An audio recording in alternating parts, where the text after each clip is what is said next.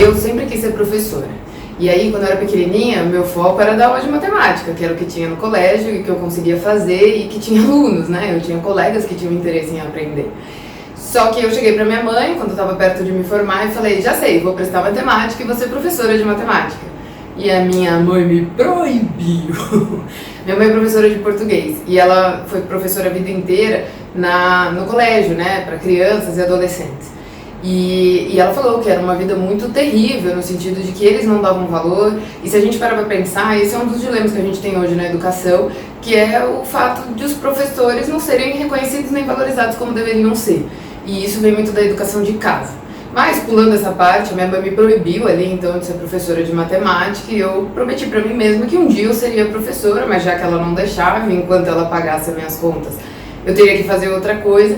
Eu comecei, então, a pesquisar o que eu poderia cursar. E aí o coordenador do colégio que eu estudava, o Alexandre, nunca vou esquecer esse nome, porque foi ele que me deu o caminho das pedras, ele me recomendou pesquisar sobre estatística. E naquela época, diferente do que é hoje, que a gente tem um monte de canal no YouTube aí que pode nos ajudar, nos informar como as coisas funcionam, naquela época isso não existia. E aí eu fui estudar pelo Guia do Estudante. E achei maravilhoso. E foi aí então onde eu comecei a entrar no mundo de dados. Por uma inibição da minha mãe de não me deixar ser professora, porque o entendimento dela é que eu seria professora de colégio, e na sequência essa curiosidade, essa vontade de aplicar matemática para resolver problemas, e o meu coordenador do curso no colégio, o Alexandre, ele acabou me recomendando fazer estatística. Adorei, me apaixonei, prestei o vestibular, passei e me formei em estatística lá na Unesp, em Presidente Prudente.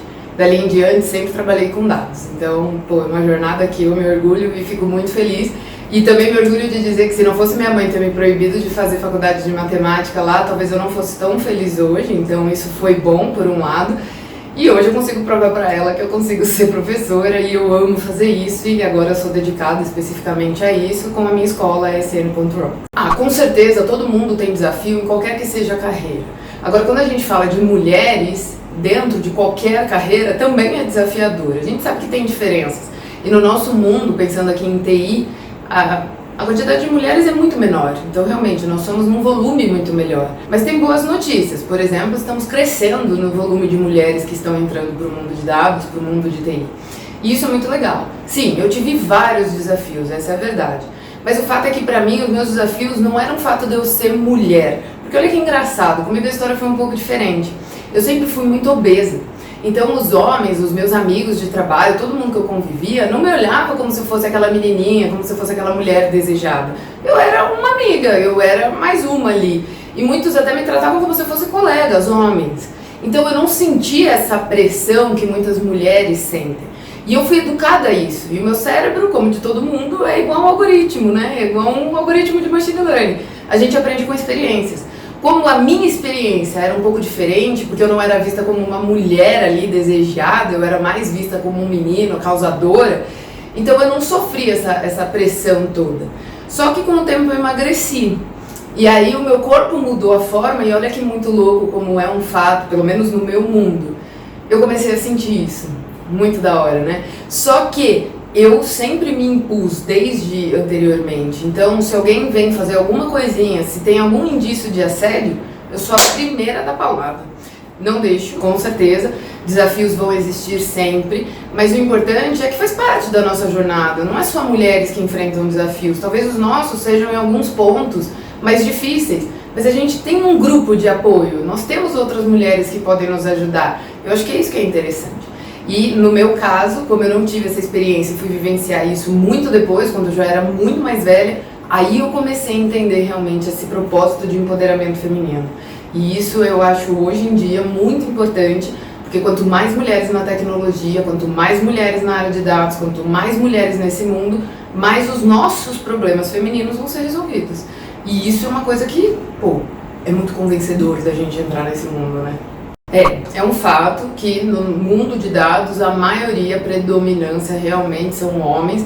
Uma pesquisa recente que eu vi ali, que foi feita pela TrueWorks, eles falam que 31% só das vagas são preenchidas por mulheres. Então não seria estranho eu dizer que eu não tive tantas líderes mulheres. Mas é curioso que na minha história não foi exatamente assim. De 5 chefes que eu tive no meu histórico aí, os meus líderes, 3 eram os homens e 2 eram mulheres. E o que foi muito interessante é que essas duas mulheres me mostraram muito desse lance da força, porque elas tinham que se impor, elas tinham que mostrar autoridade no tema, e eu aprendi muito com isso. Eu também não posso negar, né, gente? Os homens também me ensinaram muitas coisas. O meu primeiro chefe foi um líder muito inspirador. E as minhas chefes mulheres, eu diria que foi meio a meio. Tinha uma que me inspirava muito e a outra eu posso dizer que me inspirou a aprender o que não se deve fazer, mas que também serve como aprendizado. Então eu sou grata a todo mundo. Cara, trabalhar com tecnologia é um negócio muito tesão. O que eu enxergo e por que eu acho tão vantajoso estar dentro desse meio? Primeiro, cara, a tecnologia é o que tem de mais moderno. E vocês podem ver, tudo que é lançado, tudo que é novo, vem da base tecnologia. E isso hoje é o que rege aí o que a gente chama de inovação. Tudo envolve algum tipo de análise de dados. Então, eu gosto muito de trabalhar na área de tecnologia porque eu me sinto sempre na frente. O segundo motivo é como são poucas mulheres, a gente acaba tendo muito espaço. E o terceiro é que, como somos poucas, além de ter muito espaço, a gente pode trazer muitas ideias diferentes. Porque eu acredito que nós, mulheres, a gente tem um perfil um pouco mais doce, a gente tem um perfil um pouco diferenciado dos homens. E o mercado precisa disso.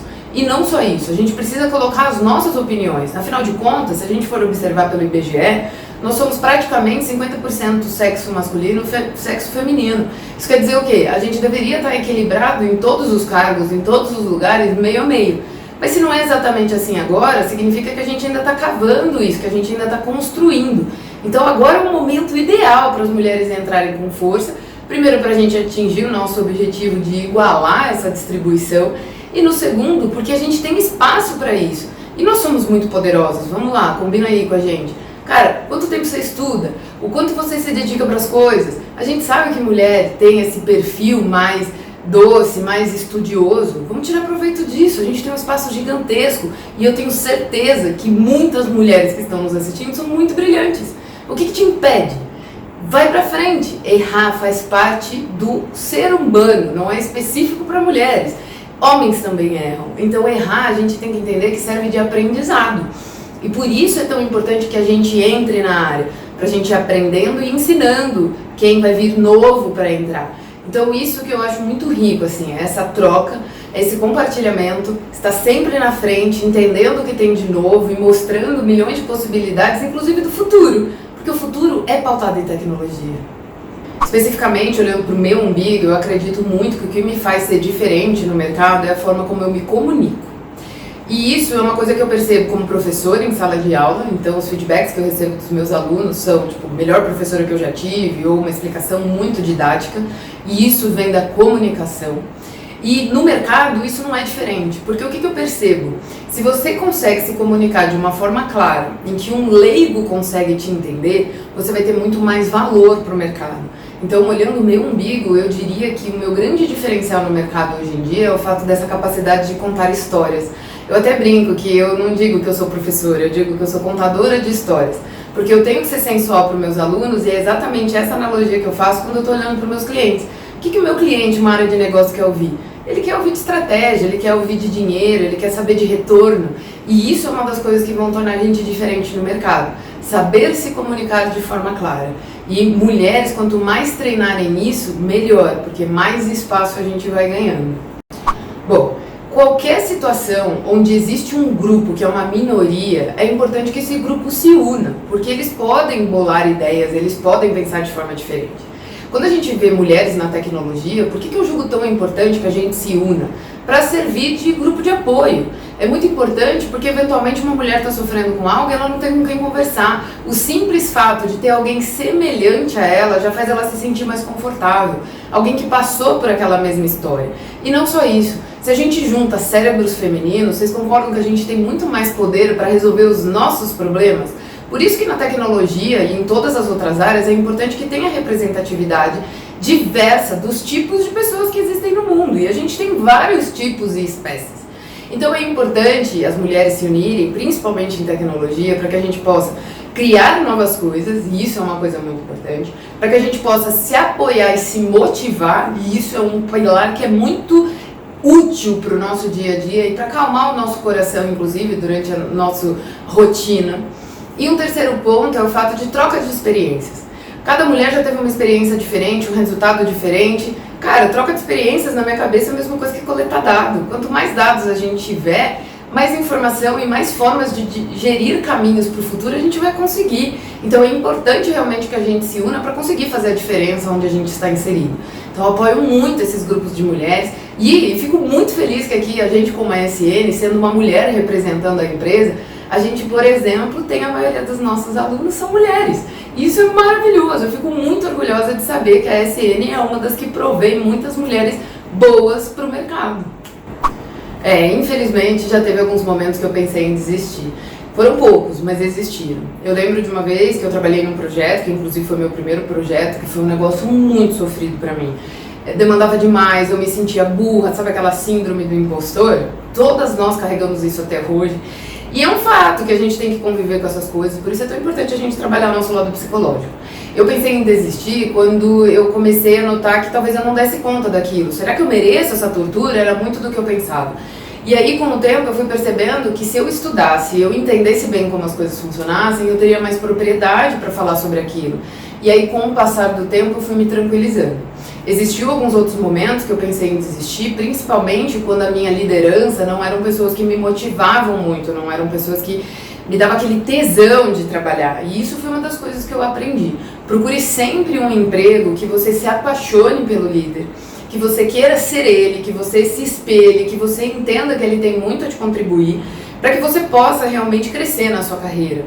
E eventualmente a gente não faz as escolhas certas. Eu passei por isso em alguns momentos e pensei em desistir, foram exatamente nesses momentos. Mas agora que eu aprendi, e lembrem, as experiências são dados que o nosso cérebro usa para fazer os nossos caminhos futuros.